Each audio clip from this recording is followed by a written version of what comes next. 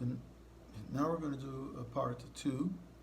We're holding on Daf Mem Beis and Beis, a little after the Mishnah, about 2/3 of the way down, or more than that, closer to the bottom. 5 lines from the bottom.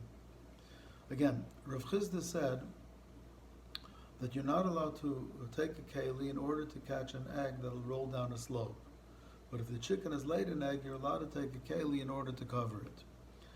Rabbah explained the difference in halacha because you're not allowed to handle a keli for something which is muktzah. Since an egg that's laid on Shabbos is muktzah, you're not allowed to handle the keli on behalf of that egg.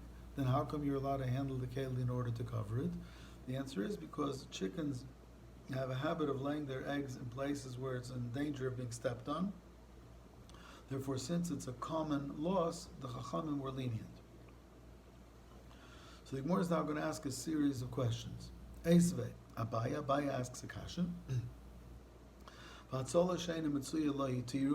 Didn't the Chachamim allow you to use a keli for something that's muktzah, even if it's not a common loss? If a man has a barrel of wine or oil of tevel that broke on the top of his roof, maybe keli maniach tachteha, he takes a keli and catches the tevel. The question is, tevel is muktzah. So if the tevel is muktzah, so you're handling a keli for something that is muktzah, and we said you're not allowed to do that. So the Gemara answered, "Begulfi charati, the shchichi depaki." It's speaking that the barrel was a new barrel, and new barrels do have a habit of leaking or cracking. So therefore, the same way that you're allowed to take a keli to cover an egg because it's a common loss, you're allowed to take a keli to catch tevel, which was put into a new barrel, because that's also a common loss. It's common for a new barrel to crack or leak. Try again. Eisvei, the Gemara asks the kasha from a Mishnah and Daf Mem Zayin. Noisnin keli tachas haner lekabel nisoitzes. You're allowed to take a keli to put under a lamp in order to catch sparks. So the chayr sparks are a davar muktzah. So if it's muktzah, then how can you handle a keli on behalf of something that's muktzah? The Gemara answer is nitzoitzes na mishchichi. It's very common to have sparks. So consequently, for a common loss, we're allowed to be matal lekeli. Whether the common loss is an egg that's commonly left somewhere where it's vulnerable, or a common loss is also, again, we said a barrel of tevel, which is a new barrel. It's a common loss that it'll leak, and here it's very common that the lamp will have sparks. Another question. The Mishnah says in Daf Kuf Chaf Aleph, Kaifin ka'ara ala ner kadei, Kaifin ka'ara ala ner shelo yoichez b'koira. You're allowed to take a bowl to put it on top of a burning lamp so that the fire doesn't catch the ceiling. So you're handing a keli on behalf of ceiling beams, and the ceiling beams are muktzah. The Gemara answers, we're talking about a very low ceiling that's very common to catch fire. So once again, if the problem is a common problem, then you're allowed to be metaltal keli even on behalf of a davar muktzah. Next is a mission of Kuf Nun Aleph. If a ceiling beam broke, you're allowed to support it if it's cracking using a bench or a tall part of a bed or a pole of a bed. How can you be metaltal a keli l'tzarech something that's muktzah? The ceiling beam was a new one. And new ceiling beams are often vulnerable. They're not so strong yet, or we're not sure how good they are. So therefore, you're being metaltal a keli for something that's muktzah, but you're metaltal a keli for something that's muktzah where the loss was more common. Another kasha, Mishnah Beya, Daf Lamed Hey. Nois the keli tach sadela v'Shabbos. You're allowed to put a keli under a leak in the roof on Shabbos. L'chayra, the water from the roof is dirty, so it's muktzah. So how are you allowed to handle a keli on behalf of something that's muktzah? The Gemara answers, "B'batei charati d'shchichi d'dalfi." It's a brand new house, so it's common that in the beginning it leaks. You haven't sealed it properly yet. So therefore, if it's a common loss, you're allowed to be metaltal a keli even on behalf of a davar muktzah. So that's the end of part 1. So Rabbah explained the difference between catching the egg that's rolling or covering the egg that was laid is catching the egg that was rolling is an unusual occurrence. So you're not allowed to be metaltal keli on behalf of a davar muktzah, but that the egg doesn't get stepped on is a common occurrence. So there we're mekel. And all these cases that we were allowed to metaltal the keli, the Gemara explained because it was a common occurrence. Rav Yosef has a different reasoning. Rav Yosef Amrayin Tamad Rav Chizda. Rav Yosef, the reason why Rav Chizda differentiates between catching an egg that's going to roll down the hill or covering it with a keli, we shouldn't become mevatel keli miyachane. When you catch the egg, so the egg goes into the keli, and now the keli becomes a basis, the dover ha'aser, and you're making it, you're immobilizing the keli. Now, Rashi here says immobilizing the keli is considered baina. It's like you're constructing, you're cementing this keli now to the floor on Shabbos. So it's an issa d'Rabbanan, being mevatel keli miyachane, taking a keli and immobilizing it. There's an issue that later on in the Masechta, Rashi calls it saiser. It's like you're demolishing the keli. The keli was utile, and now that you're catching something muktzah in it, and you won't be able to move it, it's like you're destroying it. One day I'll have a chance, I'll check. There's a Pnei Yeshua that gives a brilliant answer why sometimes Rashi calls it baina and sometimes he calls it saiser. But anyway, so to catch a rolling egg and the egg will go into the keli is mevatel keli miyachana. You're making the keli unusable. And that's considered baina. It's like you're building it, you're cementing it to the spot. But to cover the egg with the keli, you're not doing anything. You can cover it, you can uncover it. Eisve Abaya asked the kasha chavia shel tevel shenishbara maybe keli achar meniach tachtea. The case we had before, the barrel of tevel that cracked. You're allowed to bring a keli in order to catch the tevel that's leaking. The chayr you're being mevatel keli miyachanai. The keli is now going to be a basis to the tevel that's muktzah. Amar Leiser, Rav Yosef answered, tevel muchanu etzel Shabbos she'im avar v'tiknei metukin. Rabbi Yosef explained that the tevel is not as bad as the egg. If the egg rolls into the keli has been immobilized. But tevel, I know you're not supposed to be mesakin tevel b'Shabbos, but if you were mesakin tevel b'Shabbos, then you're allowed to eat it, because the issur of being mesakin tevel is only a derabanan. So therefore, it's hard to say that the keli has been immobilized when there is a potentiality of being able to eat the tevel and move the keli. So it's not considered baina. Another question is nice and keli tachs an air lekabel nitzaitzes. You can put a keli under an air to catch the sparks. The chayri being mevatel the keli mehechana, you won't be able to move it. Amarvuna b'red of Yeshua nitzaitzes aim b'mamish. Sparks have the sparks and it's gone. So therefore, once it's gone, the keli is not batel mehechana. You can move the keli. The keli has no muktzah content in it anymore. What about v'chein kaira shenishbar samchanoisa b'safsla baruchas amita? The beam that broke, you supported it using a bench or a tall part of a bed. So the chayra there, you're being mevatel this keli from being moved. The more answer is the rafi dibai shakalei. You didn't put it in so tight, and it's easy to take out. So you weren't mevatel keli me'achane. You weren't mevatel it there to be a permanent part of the structure.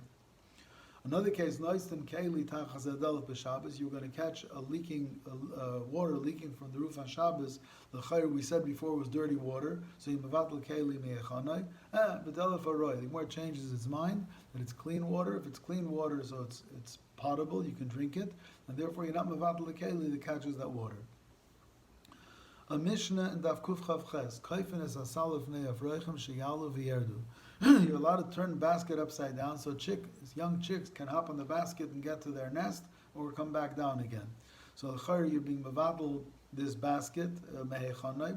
Ksaver mutal taltla, you weren't mevatel anything, you're allowed to move the basket, you're allowed to take the basket. But Tanya, with the Bryce is also the taltla, you're not allowed to handle the basket. But Aidan Allah, when the chicken is on the basket, then you're not allowed to handle the basket. Once the chicken is off, the basket is not muktzah. But Tanya, we learned in the Bryce, Afal Bisha, ain't Aidan Allah aser. Even though the chick is not on it, it's aser. So the chayr, how are you allowed to put a basket upside down on Shabbos? You're being mevatel kelim yachanai. Rabbo says, but Aidan Allah kol ben hashmoshes.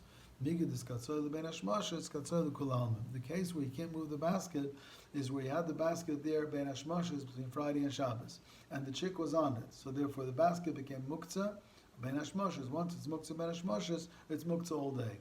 That if you turn the basket over on Shabbos, then when the chick is on it, it's muktzah. When the chick is not, it's not muktzah, and therefore you're not mevatel keli miyachaneh. So that was the end of Rav Yosef's explanation, that if you catch the egg rolling down, the keli becomes a basis to the egg, and therefore you immobilize the keli, which is like baina. On the other hand, if you put the keli on top of the egg, you didn't do anything. Amar Rabbi Yitzchak is more strict. He says, "Kshem sheinois keli tachas atarnagoyles lekabel beitzasa kach ein kaifen alei keli b'shvil shalei teshaver." Rabbi Yitzchak is more machmer than Rav Chisda, and he says the same way you can't put a keli in order to catch the egg when it's rolling, you can't take a keli and put it on top of the egg, because he holds absolutely ein keli nitel elu l'tzarech davar anitel. You're not allowed to handle a keli unless you're handling it on behalf of something that's not muktzah. And since the egg is muktzah, you can't handle a keli on its behalf, whether to catch it from rolling or to cover it after it's been laid. Ksavari holds ein keli nitel el davar nitel b'Shabbos. You can't handle a keli unless you're handling it on behalf of something which is not muktzah. Meisvei kalani tiyufta. So we had a whole bunch of kashas here that we were handling a keli on behalf of tevel. We were handling a keli on behalf of sparks. We were handling a keli to cover a nair. We were handling a keli to support a ceiling beam, a dripping roof from the roof. It was constantly handling a keli for davar muktzah. Mishani, we answered b'tzarech l'mkaimai. A clever answer. It's speaking where the object that you handled, you really needed to pick it up anyway, because you needed its place. So since you had it in your hand already, because you needed its place, so now the question is where to put it. The question is where to put it. So you can put it to catch tevel, you can put it to catch sparks, you can put it in order to support a beam, you can put it in order to catch a leak, but you already had it in your hand. You didn't take it on behalf of the davar hamuktzah, you already had it in your hand. It was tzarech l'mkaimai, and now you can put it where you want. Toshema achas be'esh shenolda b'Shabbos v'achas be'esh shenolda b'Yontiv. Eimet alplan. There's a brisa that says whether an egg was laid on Shabbos or on Yontiv, it's muktzah, it's noiled. Loy lechasa is bo'as akli. You're not allowed to take the egg and cover a utensil with it. V'lo lismach b'karei amita. You can't put the egg under a foot of a bed in order to support a foot of a bed. Avol kaif ala keli b'shvil shalei tishaver. But you can take a keli and cover the egg in order to protect it. So you say kasha and Rabbi Yitzchak. You see, you can handle a keli for a muktzah egg. Hachanami b'tzarech l'mkaima. It's speaking where you picked up the keli because you needed its place, so you already had it in your hand. Once you have it in your hand, you can already put it on top of the egg. Toshema person machzolas al gabi yavonim b'Shabbos. You're allowed to spread mats on top of stones on Shabbos. L'char, the stones are muktzah, so how can you handle a mat on their behalf? These are pointy rocks that people used to use to clean themselves when they went to the bathroom. Therefore, they're not muktzah, and therefore you can cover them with a mat. Toshma, person machzolos al gabi leveinim b'Shabbos. You can spread mats over bricks on Shabbos. Now, bricks are muktzah because they're meant for construction. The Gemara says, these are bricks that were left over after a construction project, and now they can be used as chairs, or you can make steps out of them to sit on them. So therefore the bricks are no longer muktzah, therefore you're allowed to cover them with mats. Toshema, person machzalas al gabi kaveres dvarim b'Shabbos. You're allowed to take a mat and spread it over a beehive on Shabbos. Either to cover it so the sun heat doesn't get to it, or to protect it from rain.